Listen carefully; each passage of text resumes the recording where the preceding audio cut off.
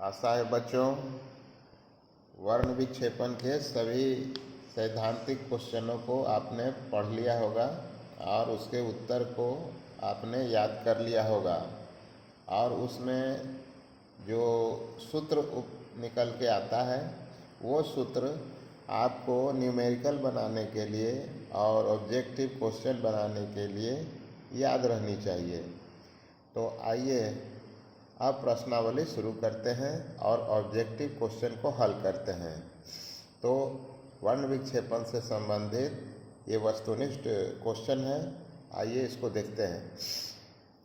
Question number 1 है कि प्रकाश की किरण विचलित नहीं होती है तो समतल दर्पण से लंबवत परावर्तित होने पर, तो ये तो हो जाएगा क्योंकि समतल दर्पण मान लीजिए इस प्रकार से है तो इसके लंब के दिशा में आवे तो प्रकाश की किरण पुनः उसी दिशा में चली जाती है, तो इसका विचलन तो 180 डिग्री हो गया, तो ये तो आंसर होगा नहीं, तो पहला ऑप्शन नहीं होगा। दूसरा है समतल दर्पण से तिरछा परावर्तित होने पर, तो मान लीजिए ये समतल दर्पण है और इस प्रकार तिरछा परावर्तित हो तो अभिलंब से तो ये फिर विचलित होगा, तो आई आर बराबर होगा, तो इस प्रकार तो विचलन तो हुआ, इसका जाना इधर था चला गया इधर, तो विचलन तो हुआ, तो ये भी नहीं होगा।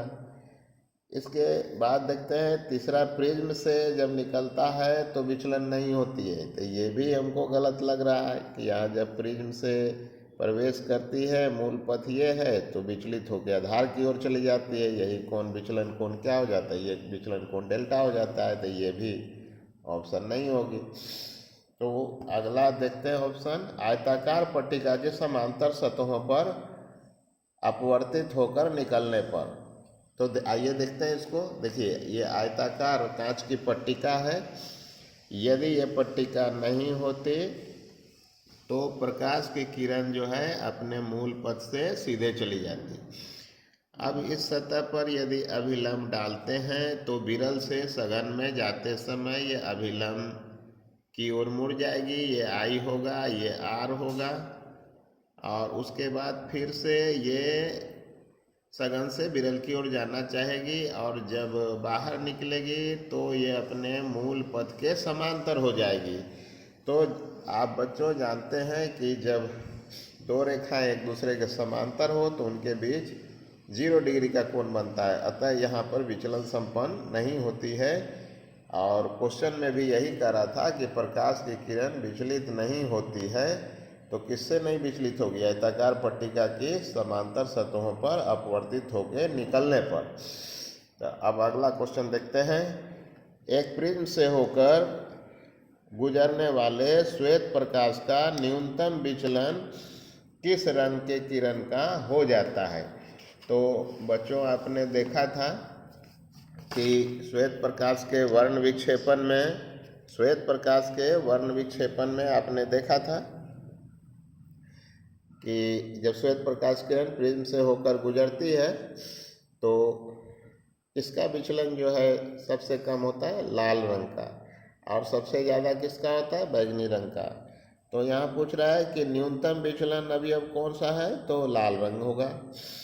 तीसरा क्वेश्चन है, माध्यम द्वारा श्वेत प्रकाश का विक्षेपण तभी संभव होता है जब माध्यम कौन सा हो, तो वर्ण विक्षेपण की घटना जो है आपने देखा था कि वर्षा के बूंदों में भी होती है, झरने पर भी जब सूर्य की किरणें पड़ती है तो वहाँ भी हो जाती है, और प्रिज्म से तो होती ही है।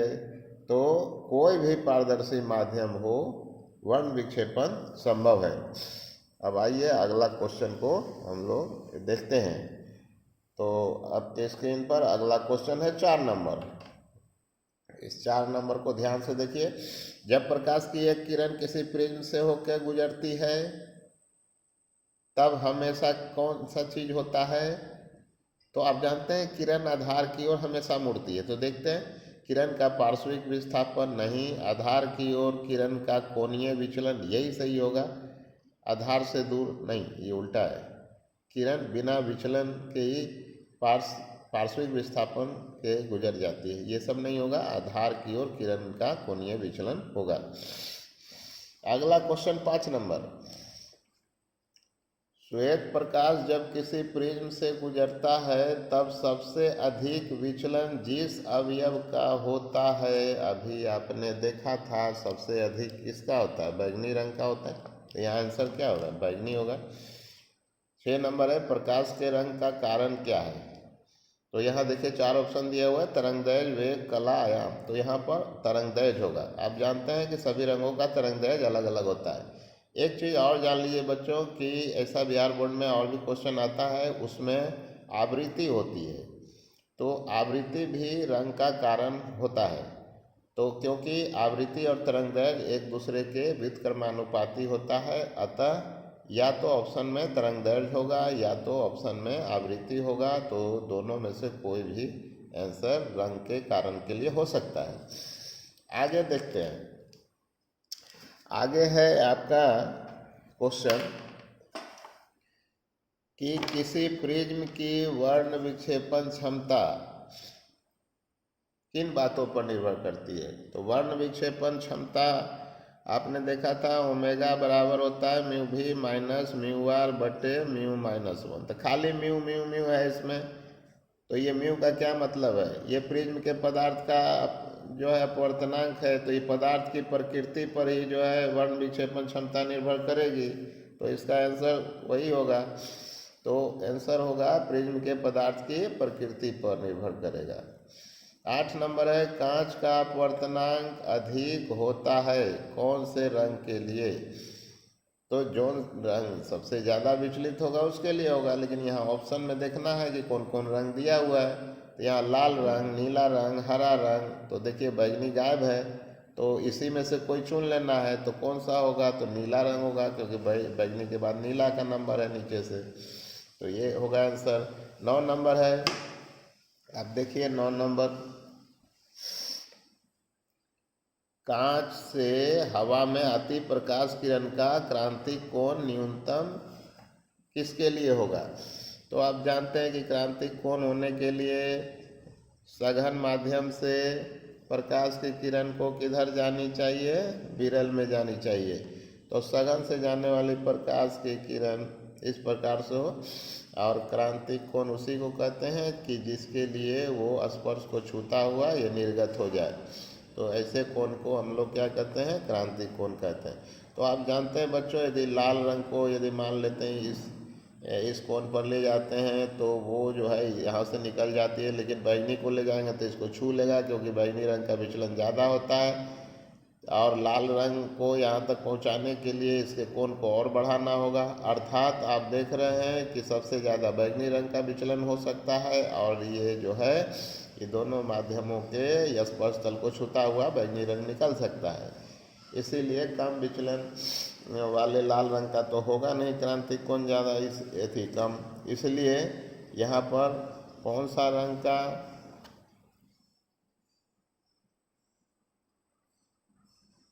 कौन सा रंग का होगा सबसे कम विचलन, क्रांतिक कोण का मान सबसे कम कौन सा होगा। तो यहाँ पर देखिए लाल रंग के लिए, हरा रंग के लिए, पीला रंग के लिए, बैगनी रंग के लिए। तो बैगनी रंग के लिए क्रांतिक कोण का मान सबसे न्यूनतम होगा। अगला देखते हैं हम लोग 10 नंबर, तरंगदैर्घ्य के बढ़ने के साथ अपवर्तनांक का मान क्या होता है। तो आपने पढ़ लिया था कि म्यू और जो लैम्डा होता है एक दूसरे के व्युत्क्रमानुपाती होता है। तो तरंगदैर्घ्य यदि बढ़ता है तो अपवर्तनांक क्या होगा, घटेगा, ठीक ना। तो तरंगदैर्घ्य के बढ़ने के साथ अपवर्तनांक का मान घटता है। आइए 11 नंबर देखते हैं क्वेश्चन, छोटे आपतन कोण के लिए अपवर्तनांक वाले पतले प्रिज्म का न्यूनतम विचलन कोण। तो आपने सूत्र निकाला था पतले कोण के लिए न्यूनतम विचलन का कोण डेल्टा बराबर म्यू माइनस 1 इंटू ए, जहाँ म्यू प्रिज्म के पदार्थ का अपवर्तनांक है और ए प्रिज्म का अपवर्तक कोण है। तो कौन सा होगा, डेल्टा बराबर म्यू माइनस 1 इंटू ए। 12 नंबर है, रेले के प्रकीर्णन सिद्धांत के अनुसार प्रकीर्णित प्रकाश की तीव्रता उसके किस घात के समानुपाती होगा, समानुपाती पूछ रहा है। तो यहाँ देखिए प्रकीर्णित प्रकाश की तीव्रता को यदि आई से सूचित करें तो समानुपाती का बात है तो 1/λ² होना, 1/λ/4 होना चाहिए, 1/λ/4 होनी चाहिए, तो यही आंसर होगा। तो ये आंसर नंबर कौन सा होगा? डी होगा। अब आइए देखते हैं, क्वेश्चन नंबर है 12 है कि 12 तो देख लिया हम लोग। 13 नंबर क्वेश्चन, इंद्रधनुष का निर्माण जिस कारण से होता है वो कौन सा मूल कारण है? तो इंद्रधनुष में आपने देखा था कि अपवर्तन भी होता है, वर्ण विक्षेपण भी होता है, और आपने देखा था अपवर्तन, वर्ण विक्षेपण और पूर्ण आंतरिक परावर्तन। तो उसमें देखिए सभी घटना हो जाए लेकिन वर्ण विक्षेपण ना हो तो इंद्रधनुष नहीं बनने वाला है, इसलिए इसकी मूल घटना कौन सी होगी? तो वर्ण विक्षेपण। अब आइए देखते हैं, अगला क्वेश्चन है आपका 14 नंबर, प्राथमिक इंद्रधनुष बनता है सूर्य के प्रकाश का वर्षा की बूंद में क्या क्या होने पर? तो आपने प्राथमिक इंद्रधनुष में पढ़ा था ना कि प्राथमिक इंद्रधनुष में आपने देखा था कि बूंद के ऊपर से ये किरण जो है आपतित होती है, तो एक बार अपवर्तन तो यहीं हो गया, उसके बाद यहाँ से दोबारे पूर्णांतिक परावर्तन हुआ और फिर से अपवर्तन होने के बाद ये किरण क्या होता है? बाहर निकल आती है इस प्रकार से। तो ये 2 बार बूंद में अपवर्तन, 1 बार पूर्णांतिक परावर्तन और वर्ण विक्षेपण, तो यही ऑप्शन चुनना है। तो 2 बार अपवर्तन, 1 बार पूर्णांतिक परावर्तन, वर्ण विक्षेपण तो होगा ही, तो ये वाला ऑप्शन सही है।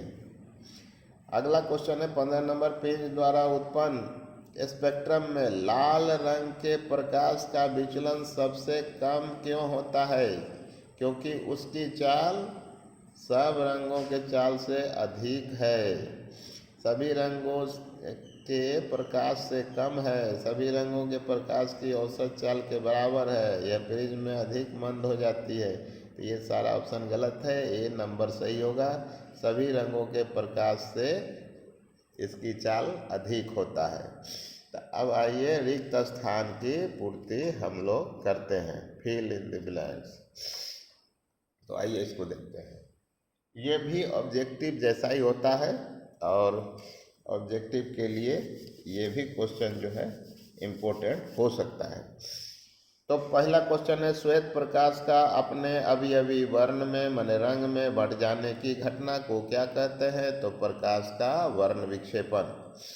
एक वर्णी प्रकाश जब एक माध्यम से दूसरे माध्यम में जाती है तो कौन सी ऐसी चीज है जो कभी नहीं बदलती है? तो आवृत्ति नहीं बदलती है, तो यहाँ पर आवृत्ति होगा। ये बहुत बहुत मोस्ट इम्पोर्टेंट क्वेश्चन है बिहार बोर्ड के लिए। तीसरा नंबर, वह घटना जो किसी प्रिज्म द्वारा श्वेत प्रकाश की वर्ण विक्षेपण करने का कारण होता है। तो बच्चों, वर्ण विक्षेपण का मूल कारण आपने देखा था कि क्या है? प्रिज्म द्वारा सभी रंगों वाली किरणें अलग अलग कोनों पर अपवर्तित होती है, अतः अपवर्तन ही इसका मूल कारण है। तो ऑप्शन में क्या भरिएगा?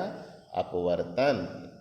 4 नंबर देखिए, प्रिज्म से गुजरते समय लाल रंग की किरणों का विचलन हरे रंग की किरणों के विचलन से क्या होता है? अरे सब रंग के विचलन से लाल रंग का कम होता है, इसलिए कम भरेंगे। 5 नंबर है, बैगनी रंग का अपवर्तनांक नारंगी रंग के अपवर्तनांक से अधिक होगा। सबसे ज़्यादा कौन किरण मुड़ती है वर्ण विक्षेपण में? तो बैगनी रंग, इसी का अपवर्तनांक ज़्यादा होगा। 6 नंबर, जब श्वेत प्रकाश की किरण किसी प्रिज्म से होकर गुजरती है तो कौन से रंग का विचलन सबसे कम होता है? तो लाल का, लाल ऊपर ही रह जाता है प्रिज्म से निकलने पर।